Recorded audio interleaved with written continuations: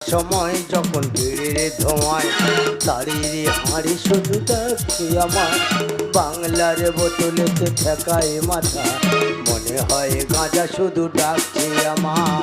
আয় কালিয়া আয়।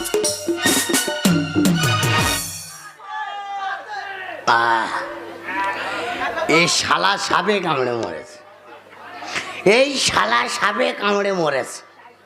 আমি বেরোনোর সময় একটা বাচ্চা ছেলে জিজ্ঞেস করলাম যে ভাই এ কি কোথায় কামড়েছে? বলে দাদা চোখের ভুরুতে কামড়েছে। যাই হোক শালা মরেছে, শালার চোখ দুটো বেঁচে গেছে। এই কেলো 3 কিলোমিটার রাস্তায় এই যে 13 বার পায়খানা করেছে।